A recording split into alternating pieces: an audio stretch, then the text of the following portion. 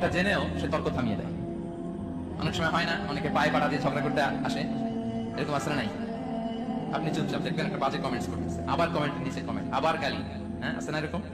বিষ্ণু বলেন নিজে হক এটা জানার পরেও আর যাতে তর্ক না বাড়ে, যে তর্ক থামিয়ে দেয় জান্নাতের আঙিনায়, তাকে আমি একটা ঘরের গ্যারান্টি দেই। ওয়াবিবাইতিন ফি ওয়াসাতিল জান্নাতি লিমান তারাকাল কাযিবা ওয়া ইন কানা মাযিআন। আর ওই ব্যক্তিকে আমি জান্নাতের মাঝখানে একটা ঘরের গ্যারান্টি দেই যে ব্যক্তি কৌতুক করার সময়ও মিথ্যা পরিহার করে। করতেছে কৌতুক, ফান করতেছে, আর ইজ কিডিং, ফান করে, কৌতুক করে, কিন্তু কৌতুকের সময় সে মিথ্যা বলে না। এই স্বভাব যাদের, তাদেরকে আমি জান্নাতের মাঝ বরাবর একটা ঘরের গ্যারান্টি দেই। এরপর বিষ্ণু কি বলে দেখেন, তিনি বলেন ওয়াবিবাইতিন ফি আ'লাল জান্নাতি লিমান হাসানা খুলুকাহু। আর জান্নাতের একটা হাইস্ট পিক অফ প্যারাডাইস, জান্নাতের সর্বোচ্চ স্তরে আমি একটা ঘর বা একটা বাসভবনের গ্যারান্টি ওই ব্যক্তিকে দেই যে তার আচরণটা সুন্দর করেছে, যে সুন্দর আচরণের অধিকারী হয়েছে।